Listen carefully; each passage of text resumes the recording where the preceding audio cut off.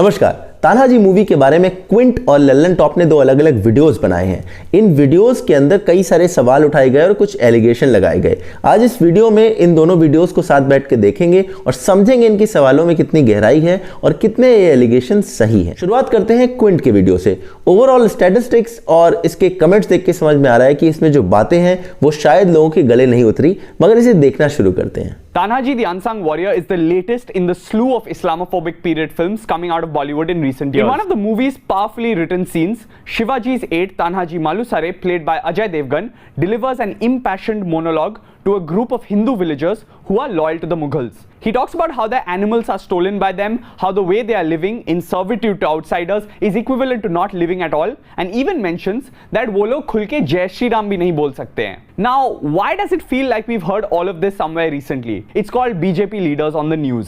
Well, इस scene में context बहुत ज़रूरी है। जिस तरह से एंकर ने बात बोली, लगता है बहुत कम्युनल सीन है ये, मगर असलियत ये है कि तानाजी मालुसरे एक ऐसी कम्युनिटी में खड़े होकर बात कर रहे थे जहां के लोग उदयभान के लिए, यानी कि औरंगजेब के एक रिप्रेजेंटेटिव के लिए काम करते थे। उस समय उस कम्युनिटी के एक लड़के को उदयभान ने सिर्फ इसलिए मार दिया था क्योंकि वो पहरेदारी करते समय रात के सिर्फ एक बारी जागते रहो नहीं बोल पाया था। और तानाजी मालुसरे उस कम्युनिटी को उदयभान के खिलाफ खड़ा करना चाहते थे। वो कम्युनिटी के लोग ये कहते हैं कि शिवाजी ने तो कई सारे फोर्ट औरंगजेब को दे दिए, हम क्यों उनकी तरफ से फाइट करें। बात के जवाब उदयभान कहते हैं कि आप लोग शव यात्रा निकालते समय भी रामचंद्र जी का नाम नहीं ले सकते, क्या फायदा ऐसी जिंदगी जीने का। यानी कि यहां पर ये कोई कम्युनल स्टेटमेंट नहीं था, बल्कि एक इस तरह का मोटिवेशनल स्पीच थी उन लोगों को समझाने के लिए जो लोग मजबूरी में औरंगजेब का साथ दे रहे थे।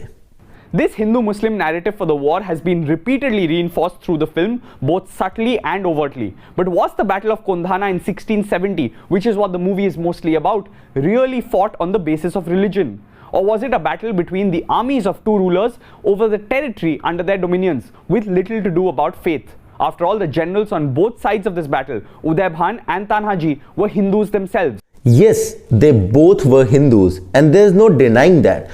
वो हिंदू इसलिए था क्योंकि औरंगजेब ने स्पेसिफिकली उसे चुना था, क्योंकि औरंगजेब जानता था वो एक ऐसे किले को जीतने की कोशिश कर रहा है जो प्रीडोमिनेंटली हिंदू से घिरी हुई है। एक हिंदू को वहां पर भेजना एक स्ट्रेटेजिक मूव थी, क्योंकि उससे इन्फ्लुएंस होकर कई सारे हिंदूज उसको सपोर्ट कर सकते हैं, उसके साथ आ सकते हैं। अगर आप ये दिखाना चाह रहे हैं कि औरंगजेब हिंदूज के अगेंस्ट नहीं था या फिर औरंगजेब की जितनी वॉर्स थी उसमें कन्वर्जन एक बड़ा प्रीडोमिनेंट फैक्टर नहीं था, तो शायद आप उस समय की हिस्ट्री को नेग्लेक्ट करना चाहते हैं। 1670 में यह बैटल हुआ था इस फोर्ट के लिए। उसके जस्ट 2 साल बाद हरियाणा के अंदर सनातनी रिवॉल्यूशन हुआ। उसके जस्ट 3 साल बाद सिखों के गुरु तेग बहादुर सिंह जी को चांदनी चौक में सिर कलम करवा दिया था औरंगजेब ने ही। आज भी वहां पर गुरुद्वारा शीशगंज साहिब जी है। उसके जस्ट 4 साल बाद हिंदूज पे, स्पेसिफिकली हिंदूज पे एक जिजिया टैक्स लगा था। ये टैक्स रिलीजियस प्रोटेक्शन टैक्स था कि आप हिंदू हैं तो आप हमें टैक्स दें तो हम आपको सलामत रखेंगे, वरना आपकी सलामती की कोई गारंटी नहीं है। कई सारे लोग जो ये टैक्स नहीं दे पाते थे वो कन्वर्ट हो जाते थे। 1670 जब ये बैटल हुआ, उससे जस्ट 64 इयर्स अगो जहांगीर ने सिखों के एक दूसरे गुरु अर्जन देव सिंह जी को भी मरवाया था। सिखों के गुरु का लगातार कत्लेआम ये दिखाता है कि कैसे औरंगजेब और उसके बाकी जो उसके फैमिली ट्री के लोग थे वो लोग कैसे डरे हुए थे कि एक दूसरे धर्म का यहाँ पे पनप रहा है और वो शायद इस्लाम के लिए खतरा हो सकता है। उन्होंने हिंदुओं पे अलग से टैक्स लगाने का भी यही रीजन था कि जो लोग टैक्स ना भर पाए वो कन्वर्ट हो जाए, यानी कि underline thought of Islamic invaders जो इंडिया में आए वो हमेशा से कन्वर्जन रहा है। तो आप इस बात को सिर्फ इस छोटे से पॉइंट से डाइल्यूट करने की अगर कोशिश करें कि नहीं वो तो उसने हिंदूज भेजा था, वो तो सिर्फ स्ट्रेटेजिक वॉर थी। Ironically enough, the point about modern context was underlined by actor-producer Ajay Devgan himself in his tweet promoting the trailer of Tanaji when it released.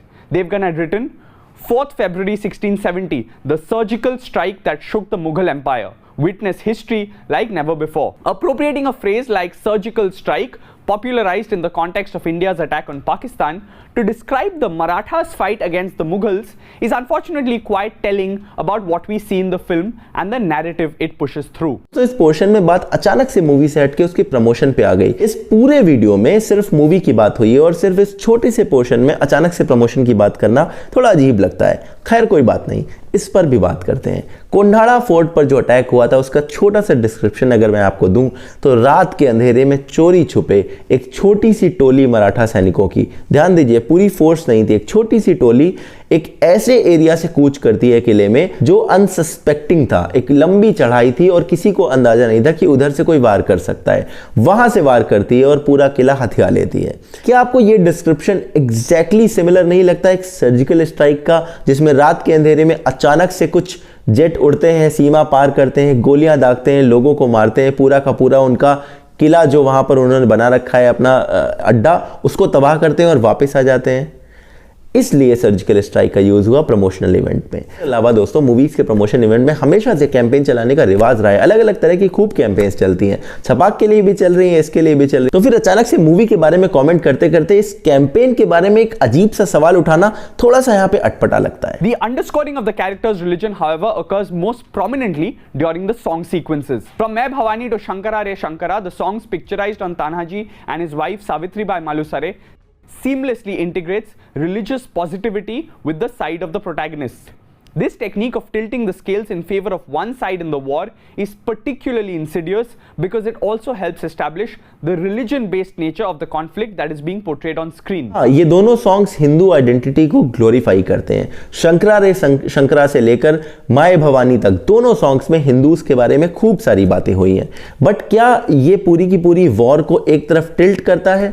नहीं, क्योंकि शंकरा रे शंकरा सॉन्ग मूवी के एक ऐसे पार्ट में आता है जहां पर उदय भान ने खुद कई सारे लोगों को बुलाया है एक हिंदू ओकेजन को सेलिब्रेट करने के लिए, और उस ओकेजन में तानाजी मालुसरे भी घुस जाते हैं एज ए डांसर बनकर, क्योंकि उन्हें किले के बारे में जानकारी लेनी है। मगर इस पूरे के पूरे गाने में उदय भान से लेकर तानाजी तक सारे के सारे लोग एंजॉय करते हुए दिखते हैं और हिंदू आइडेंटिटी को सेलिब्रेट करता है ये सॉन्ग। ये सॉन्ग ना तो किसी को डिमीन करता है और ना ही उदय भान वर्सेस तानाजी दिखाता है पॉजिटिव या नेगेटिव लाइट में, यहां पर दोनों ही लोग सेलिब्रेट कर रहे हैं। तो यहां पर भी एक कमेंट थोड़ा सा आउट ऑफ कॉन्टेक्स्ट लगता है। The entire movie is also presented as a freedom struggle for Hindustan.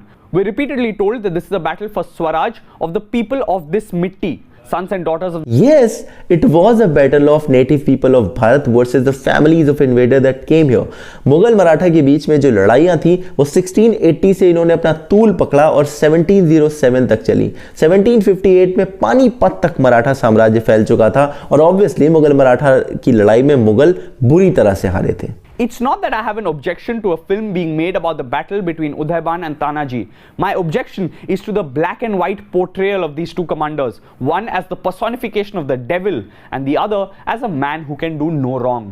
From the way Udayban Rathore eats his meat to the way he dances, villainy exudes from every aspect of his body language and everything he does. Yes, I totally agree with this point. Like इस movie में characters को black and white में दिखाया गया, graze में नहीं दिखाया गया। मगर उदय भान एक तरह से औरंगजेब को रिप्रेजेंट कर रहा था, तो औरंगजेब की एक छाया उसके ऊपर दिखाई गई। औरंगजेब की रियलिटी ये थी दोस्तों कि उसने अपने भाइयों को मारा था, उसने अपने पिता को किडनैप करा था, उसने तमाम सारे टेम्पल्स तोड़े और तमाम सारे औरतों को उठा के अपने हैरम में रखता था। एक ऐसे इंसान की अगर आपको छाया दिखानी हो, किसी में प्रतिबिंब दिखाना हो, तो ऑब्वियसली आप उसे डार्क कैरेक्टर, डार्क टोन में पेश करेंगे। मगर आई गेस प्रॉब्लम यहाँ पर ये नहीं है कि ब्लैक एंड व्हाइट में कैरेक्टर दिखाए गए।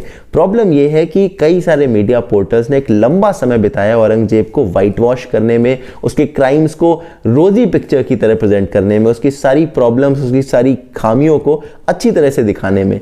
आई guess those media portals will be very much rattled by this depiction of Uday Bhan. It's kind of an representative of Aurangzeb in this. करते हैं एक दूसरे वीडियो के बारे में जो कि लल्लन टॉप ने अपलोड करा। इसके भी यूट्यूब स्टैटिस्टिक्स और कमेंट्स देखकर ये तो क्लियर हो गया कि वीडियो में जो बातें बोली गई हैं वो लोगों को तो बिल्कुल पसंद नहीं आई, मगर मैंने सोचा लाइए इसे सुन लेते हैं।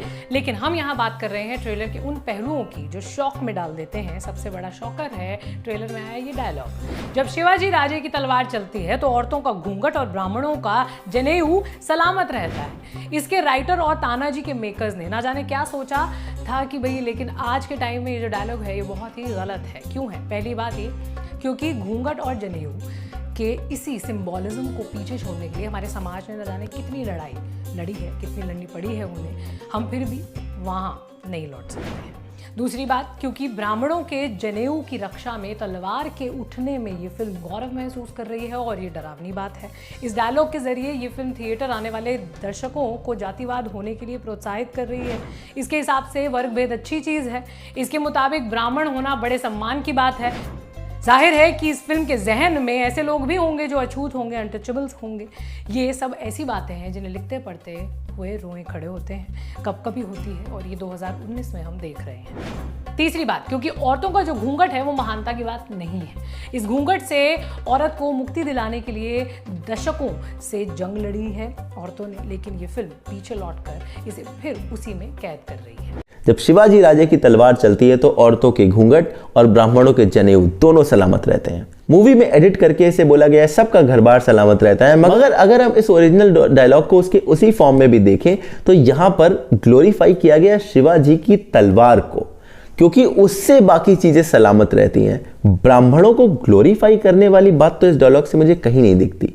और जहां तक रही बात औरतों की, तो उस समय दोस्तों जो इन्वेडर्स थे वो आते थे, किले पे अटैक करते थे, मोस्टली मेंस को मार देते थे और औरतों को ले जाते थे अपने साथ जिंदा, ताकि वो उन्हें हरम में रख के सेक्स स्लेव बना सकें।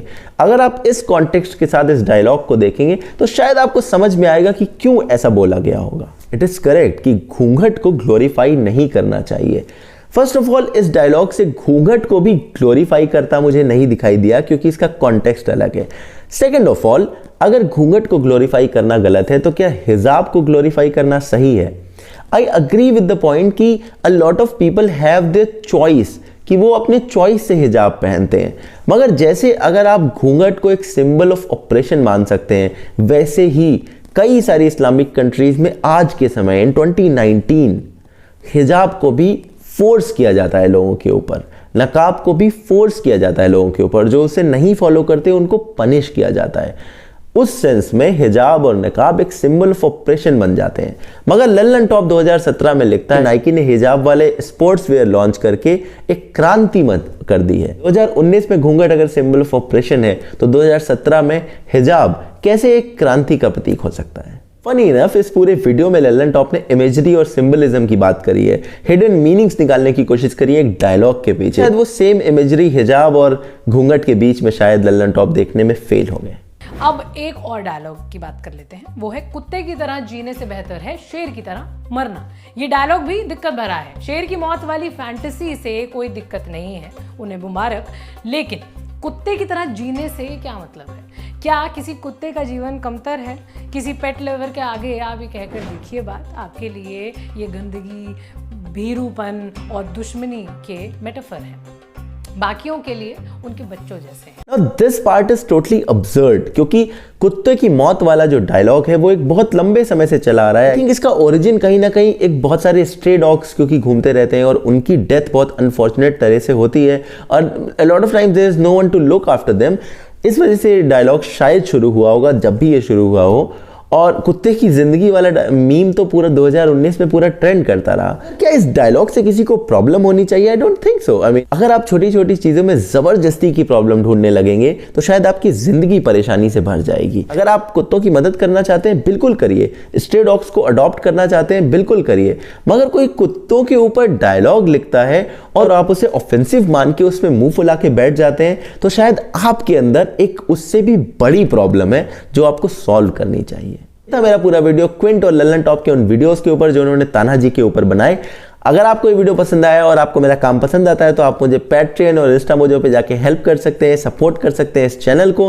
अगर आपको ये वीडियो पसंद आया तो इसे लाइक कीजिए, कमेंट सेक्शन में अपने थॉट्स बताइए और इस चैनल को सब्सक्राइब कर लीजिए, क्योंकि मैं ऐसे और इंटरेस्टिंग वीडियोस लेकर आपके पास आता रहता हूँ। आपसे मिलूंगा मैं ऐसे ही अगले किसी और वीडियो में। तब तक के लिए जय हिंद, वंदे मातरम।